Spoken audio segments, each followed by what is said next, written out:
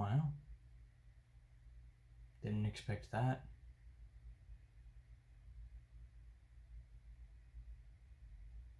Guess I'm making another one.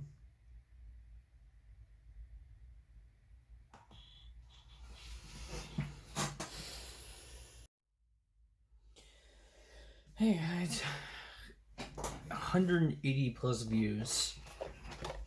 It's been a while since I've done any Vanguard content, but I figured that it would be time to talk about the more current Megacolony premium build. So, at first, I'm going to talk about my current build of Ordercolony, and then I'm going to talk a little bit about banelist expectations, because there's a lot of people riding this wave that Ordercolony is the reason that Gordora should be banned, and some things that you can do to change your build, or some differences in focus that you can do. But let's just look at it. So the first thing, you got your V Premium starter. You pick it, you draw a card, you get a quick shield when it's no longer the Vanguard. Same thing as always. Over trigger, Bless Favor. Bless Favor's broken. Like, not just like looking at the other over trigger, but if you don't have Bless Favor, you can always run the generic one. It's not that expensive online, and it's an extra heal in case you need it, and it's a lot of pressure. For Draw Sentinel this time. Draw Sentinel just a lot more usable this time without relying on the Darkface engine this time, so there's no reason to run Weevil, all that jazz. 4 Heal Guardians. Heal triggers, you run 4 of them. You know how it is. The 15,000 is a bit nasty, I realized, in V Premium, but in Premium, you could kind of just use it for when your opponent's rushing you on grade 3, or you could just use it for G Guardian Fodder, which, you know, it's nice.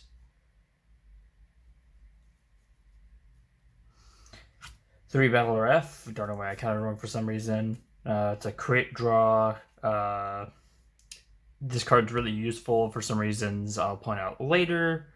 But for Riddled Honey, this is your stride fodder because you don't really play Dorcas in this deck. Again, not playing Darkface, so you're not really going to be utilizing that as much. But yeah, those are the triggers. You run 16 of them, 7 crit, 4 heal, 4 draw, 1 over.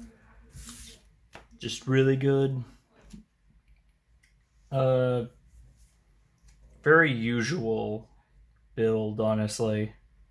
For a Brilliant Blister, so there was a bit of talk about this, and this card's kind of broken. It's kind of new in Megacolony. If you put it on the back row, you can actually bounce it to the hand if your opponent doesn't have rest units. So it has great early game rush. If you have 6 or less cards in your hand, after you bounce it in your hand, you can Soul Blast and draw a card. So it's also an advantage card. And if you put it on Guardian Circle, your opponent's Vanguard is rest, you can Soul Blast, Konzingardo, discard cost, and rest one of your opponent's units. It can't stand for the rest of the turn. Amazing card, staple. Speaking of staples, 4 High Class Moth. You gotta run him. This is your grade 3 cost for whatever you're running. This is your counter charge. You can use it every turn. It's just really good. Both of them. You run both. They're both staples at this point.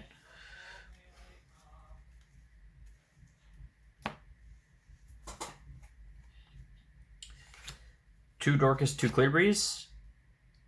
I only run 2 Clear Breeze because I didn't realize I didn't have 4 Dorcas. But basically, the goal in mind is to search your grade 3s because you're not running that many in this build, and you kind of have an ideal Vanguard you want to sit on. In the case that you do want to run Clear Breeze, it's not that bad, since if you discard a grade 3, you can actually put a Cradle Marker, and the Cradle Marker can help you search and just generally build your resources. So you basically only run resource options for grade 1, with the exception of Blister, which also works as a guard feature. For Elite Mutant Giraffe, I talked about this before. This basically completely replaces Killer Leaf as your grade 2 advantage card, but it also does the job of pressuring your opponent.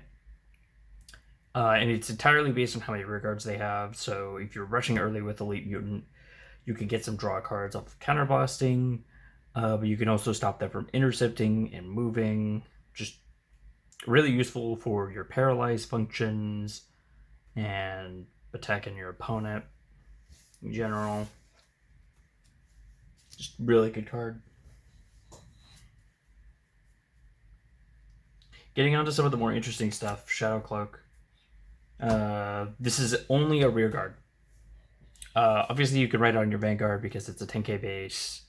But basically, you place this on your rear guard and you put one of the order cards that are your goal cards in this situation into your drop zone. And if you can get Shadow Cloak onto your rear guard early, then that's, well, for one, really good because you can pitch the order, and if you ride Dread first, then you would be able to use it. So, just really good. Kind of required for the order build. As more Zorga cards come out, it's very possible that this build will change. But again, it does depend slightly on the restriction list and how Bushy Road tackles Megacolony's recent success. 2 Mechanic Armor Beetle, new card, very interesting. The reason I run 2 is for a special combo, because if they rest another rear guard, they can paralyze one of your opponent's rear guards and rest it, and it'll get 6k power.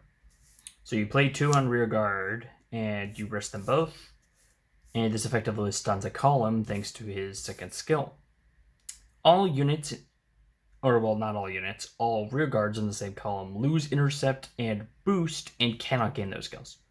So if you place this on the right and the left column, you rest them, then your opponent essentially has no boosters, and it can be really useful when your opponent is spamming front lines or it's a bunch of cards that go in and out of the soul. It answers some stuff with the opponent rushing you.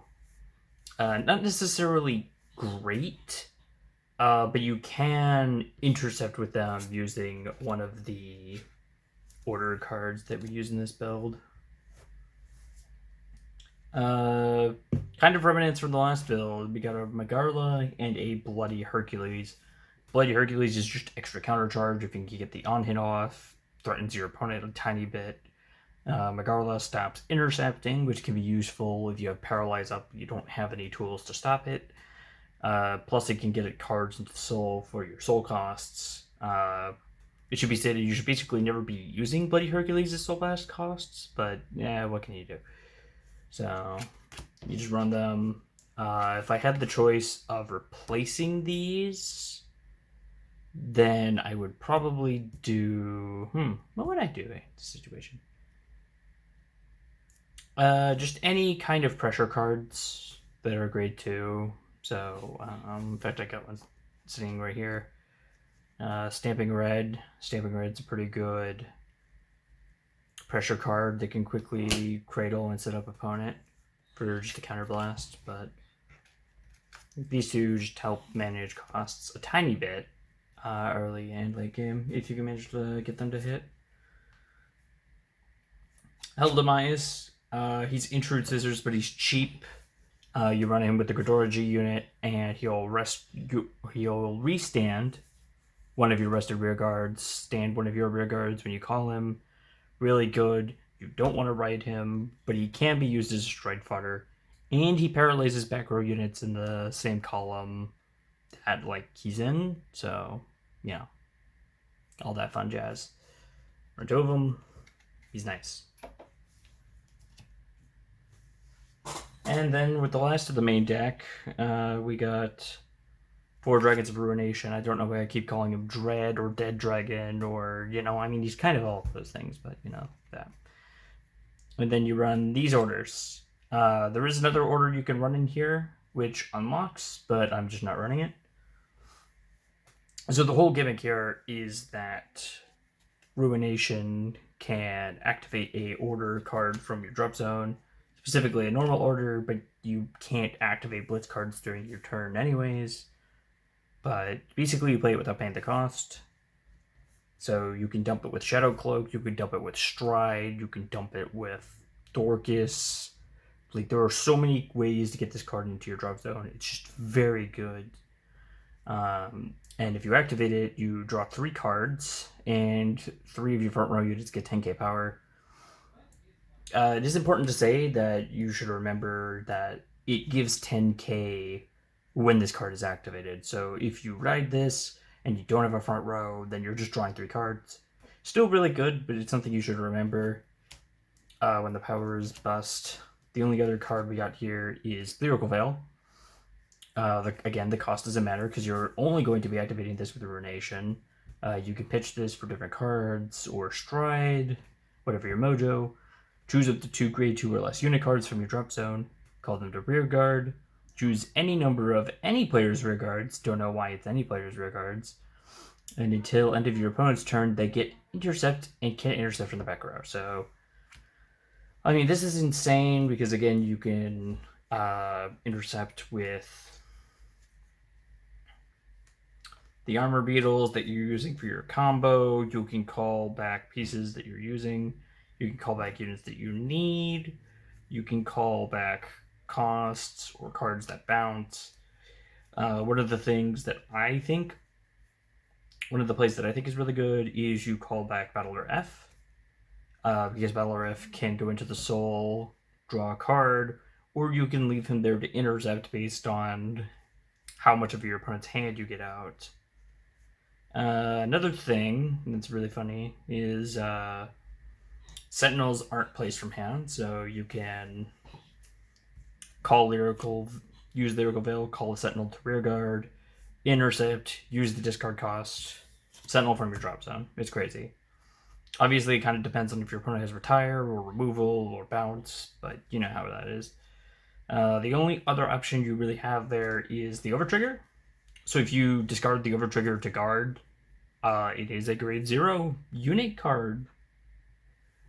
So you can just call it to your rear guard and intercept with it for a free 50,000 shield, you know? Kind of really strong, but yeah, that's the main deck, and it's pretty good. The order cards are really strong. I'll talk about this a little bit. No, I'll talk about it later.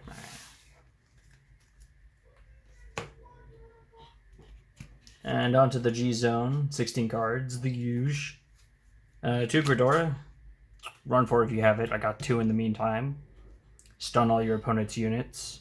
I will talk a little bit about the new G units in G-Guard that came out a little bit ago, but for now, Ghidorah, run as many as you can, paralyze, you superior call the grade 3 Hell Demise, and you stand.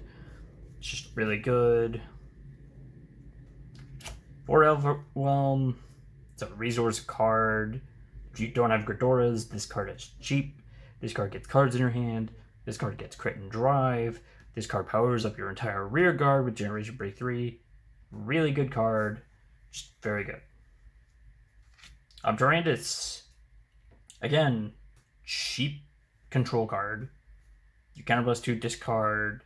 You might want to run a more resource-based deck if you're using this as your primary stun.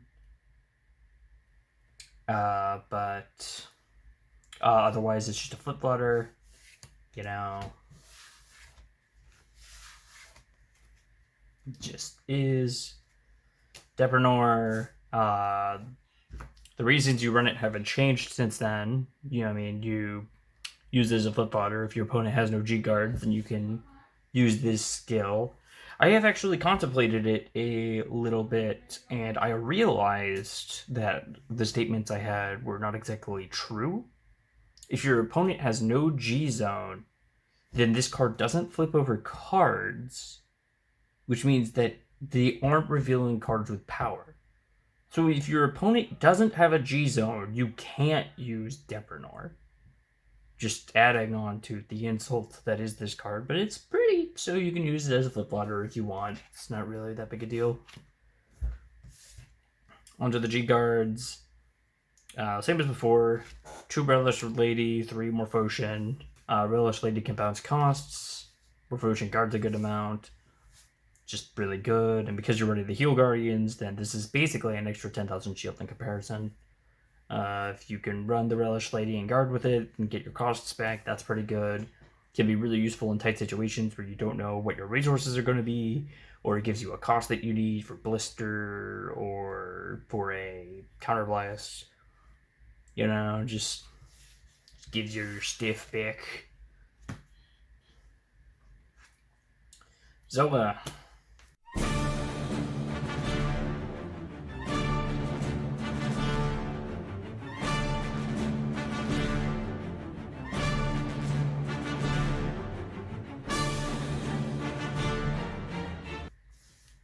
What is there to say? Counterblast to win a game. I mean, your opponent can't just dart it with an overtrigger or take a damage check an overtrigger if you don't attack with the unit called first, but what you gonna do? Okay. Yeah, that's basically everything. So I wanted to talk about Ghidorah. Where are you? You and you. So, it's no secret that Ordercolony has basically been doing really well. And I want to say that, first of all, I'm glad. I'm really glad that Megacolony's found such a unique build that works together, because typically when you look at cards in this game, you leverage the ability of resources it requires and the ability of resources it depletes. And in V Premium and Premium, as of recent years, it's not really a question of how much it needs, it's a question of how much it takes away. And what Ghidorah does is it stops superior calling, it stops your opponent from attacking with units they already used. It essentially punishes the opponent for using more of their resources on different rear guards, which, you know, not a lot of decks have only rear guard skills that they rely on, but they're there. Actually, it's a they're mixed, like, but, you know, all that sweet jazz. And for a while, like, it's been fine because it was paired with units like Ghidorah, Protect Gift Marker cards, and then this card came out and someone talked about it. I'll see if I can find the exact person and link them in the video if I can even figure out how to do that. And it essentially gave us a way to use less resources and gain more advantage while still retaining some of our control features. And so, because of the recent success, a lot of people are really tired of this card because in some matchups it's just unplayable, it's unreasonable. Like, some people are saying, like, oh, don't put it to 1, don't put it to 2, ban Ghidorah. And the only problem I have with that is that these cards are still out, and if you take out Ghidorah, then where's the Megacolony in it? I mean, to be honest, if you strayed Overwhelm, Tyrannus, and then there's the new G unit, which is a support G unit for the Megacolony G units. It's called Malignantes. It lets you counterblast, put a rear guard into the soul from your G zone, by the way. It activates in your G zone. So you activate Ghidorah skill, counterblast, flip over Malignantes, counterblast, put a rear guard into the soul. Opponent gets minus 10,000 power. That's essentially the combo. But Overwhelm and Tyrannus aren't necessarily great. Overwhelm's really good, but it doesn't really do anything. It kind of just adds cards to your hand. But if you're playing Ruination and you're playing Overwhelm, you're just playing 2 resourcing cards and you're not really leveraging your position at all, which is... This is a big point of Megacolony, is the fact that Ghidorah is controlling the opponent's board, but what are you doing with that? You're not doing much of anything. In fact, the multi-attack combo is probably one of the things that makes Ghidorah the most viable is the fact that she can superior call at grade 3. The grade 3 stands for rear guard. All of them attack, you know, like, it's just really good. Like, there's no way to cut it. And then these cards give you resourcing on top of that. Not to mention Persona Ride, which gives your front row a permanent 10,000 and gives you another card in your hand. I just think that, all in all, if Bushiroad had to make a hit, I would say put Ghidorah to 1. You either choice restrict Ruination and these orders, because, again, if Megacolony is not the one doing it, then Ruination is just going to go somewhere else. This is a Stoichia card, along with Shadow Cloak, which means that any deck with grade 3 searching, any deck with kind of resourcing and pressure, like Great Nature loves this stuff, can use this card and combo with it. So I think, all in all, that these two are the problem cards. I think Ruination by itself is fine. I think that it's a great card. I think that, like, in the overwhelming face of Zorga and, like, how costly it is and the fact you can only use 1 order per turn, this is a good card. All things considered. But if, like, they decide that Megacolony is the problem clan currently, and that there is something that has to be removed, I would think either choice restricting these two, putting this at 1, or choice restricting these. But yeah, the deck is really good. It's really consistent. If you have more Dorcas, it's more consistent. Obviously, you play more or less of what you want based on what you have, and just build it the way you want it. Like, obviously, there's staples like Blister, Ghidorah, there's staples like Dorcas. Like, you leverage what you got. Your deck will turn out fine. If you like Megacolony, you're going to enjoy it, because this is a really fun build to mess around with. Your friends might not have fun, but you definitely will be.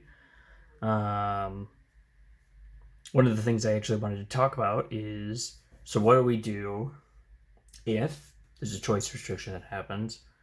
Well, one of the things I wanted to talk about is, once again, running the Ghidorah engine. So you run your Sleeves Tugging the Bell, you run your Weevil, you run your Ghidorah and your Darkface, and you just run it.